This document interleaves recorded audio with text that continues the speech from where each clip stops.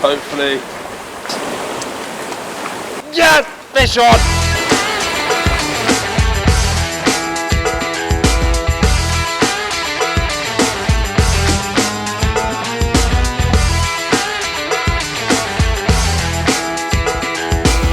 Yeah, we've got fish on!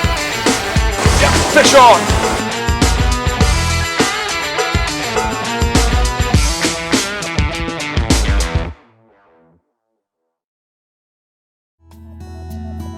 My name's Tim Harrison. Ever since I was a young boy, fishing has been my passion. I held my first rod at the age of 3 and been a fisherman ever since. For the past 15 years, angling has not only been my hobby, but has also been my lifestyle and my driving force. I've been lucky enough to fish all over the country and abroad, from stickleback to giant cod, from canals to giant fields of Norway. Fished through hundreds of sunrise and sunsets, and yet despite all that, every time I go on a new fishing adventure, I get a tingly feeling in my gut. So join me on a fishing adventure.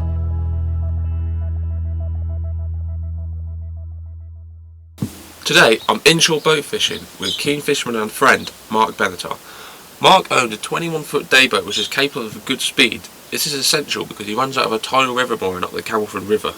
With boat fishing, you just generally don't know what you're going to catch. It could be big, it could be small. So hopefully what we're going to do is we're going to catch some nice decent sized fish for you today. So what I'm going to do, I'm going to grab my gear, grab my rod, get in the car, bomb up to Weybridge, meet Mark, and hopefully we'll catch some nice decent sized fish. With the sun shining on an early April's morning, we headed out the Camelford River. Weather conditions were perfect with little wind.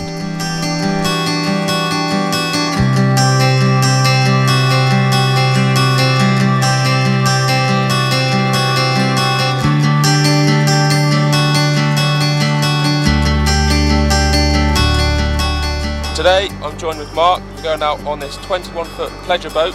The weather is brilliant today, the sun's shining. Let's hopefully catch some fish. As the excitement was building within me of the thought of catching some decent fish, Mark had a slightly more worrying look on his face. Heading out up the Camel Estuary. It's a 4.7 high tide, smallest of the year. It's a bit of a nightmare. We've currently got 3 feet.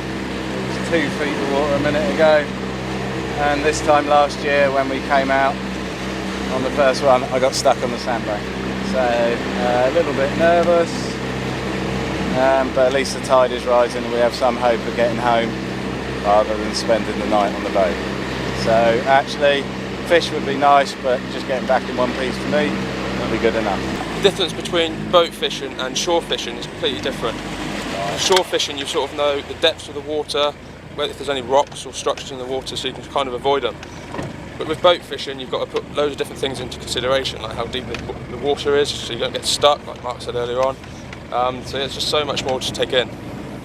Although the weather and water state was perfect on our way out, we were all aware of the hazards. The Cornwall Estuary meets the infamous Doom Bar, which is responsible for more shipwrecks than anywhere else in the UK. Right, today I'm using a 20 to 50 pound boat rod. I don't do much boat fishing, so I just had to go to the shed and grab what I got.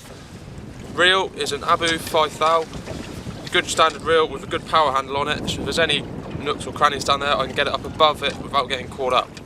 I'll be using mainly feathers and perks, or some call them jigs, which will be bounce the bottom to try and get the fish to come and hit it, and hopefully we'll go and catch some fish. Just setting up some pink cockeyes, just seeing what's down there. That's it really. I have no idea, beginning of the season, maybe nothing there, maybe loads.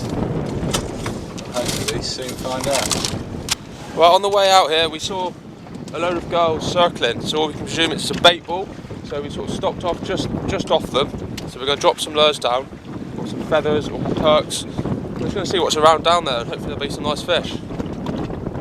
Bait ball, basically there's little almost bait fish. It could be sardines, could be mackerel, could be anything like that. And there's going to be bigger fish below them coming up and hopefully taking them. What they are we're not sure, so that's why we've just sort of stopped to get the bait down and see what's down there.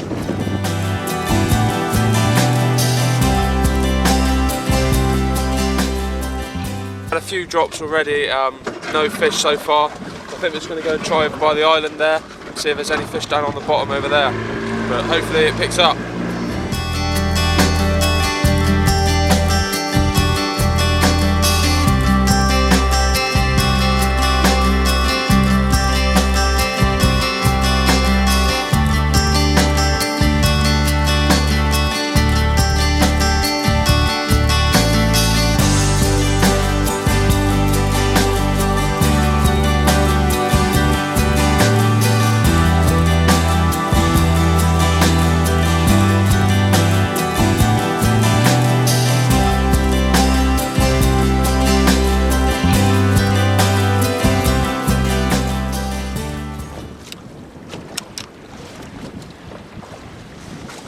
Well, I'm going to change gear now. I'm using this, it's just not heavy enough to stay down on the bottom. So I'm going to switch to feathers with a slightly heavier weight, and hopefully we'll stay down there. So there's the feathers, just to drop them down. Hopefully I'll be able to stay down there. Just as I was starting to think it just wasn't my day, my luck changed.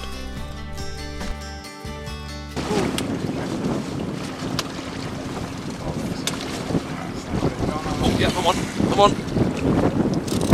Man. Oh, this one's fighting hard, look at this. That really hit hard, that did. Really did hit hard.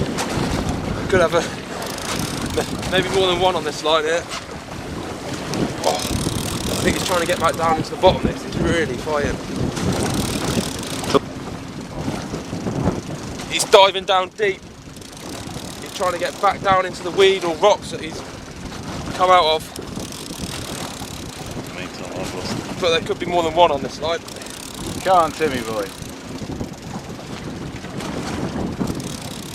Is it a landing net job? I'm not sure. It's more like dead weight at the moment. Just more of a head bang and everything. Well, there he is. Oh, he's a beauty. Could be more than. Is there more than one? No, there's one bigger. Can't tell. Look at that. Oh, first cod. Ideal. Ideal. Pink feathers. That's bloody easy. Beauty! Well, there you have it. Nice specimen cod there. On the bottom, that just come and hit my feathers pretty hard, and he just tried to dive back down to the bottom. Nice fish. Look at the size of the mouth on that. Take anything down there. Ideal. Get the tray and put it in that. That's my tea, Layla. Fish on. Mark that rod. Another good fish. Feels very similar to the one I had earlier on, but this feels slightly heavier. So you never know, it could be slightly bigger again. Nice and Really fighting hard. Oh, I can see colour down there. Not sure what it is. It's a cod. I foul hooked him, that's why he's fighting so hard. I've hooked him in the tail.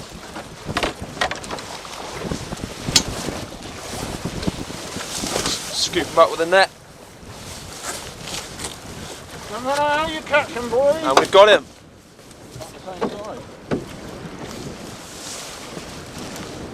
Another cod. There you go. And then we have another cod. That's why he was fighting so hard. Foul hooked him in the tail there. But again, nice fitting, healthy fish. Size fish and chips that? Fish and chips for probably Good 3 or standard 4? fish and chips. No, I'd say a bit more than that. Ideal. Let's drop down and get a bit more. Hopefully.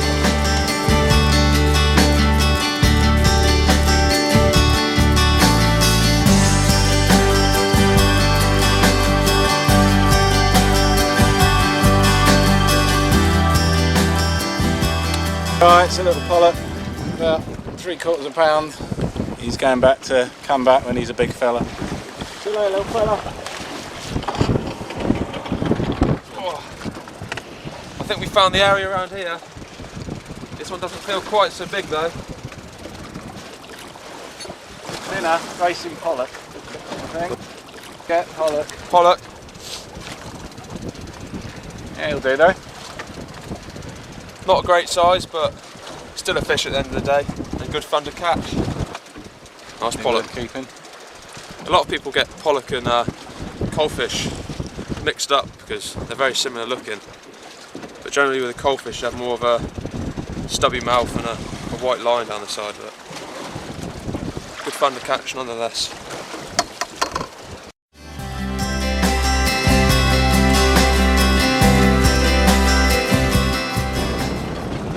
Well, there you have it. We've got a couple of nice cod, pollock, and also Mark got a nice little pollock which had to go back. But now we've got to head back in because the tide's coming down and we don't want to get stuck on any sandbanks. Boat fishing is a great way to fish, and if you don't own your own boat or know somebody who does, then don't fret, as every port, harbour and river across the West Country has countless day boats which you can pay to fish on with an experienced crew. In fact, it's far cheaper to do it this way. Trips can range from 2-hour mackerel fun drops to 15-hour deep water wreck fishing, where there literally are some exceptional fish to be had.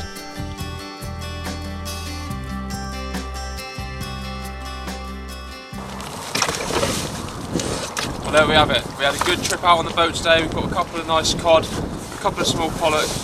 Not that productive today, but overall, good session.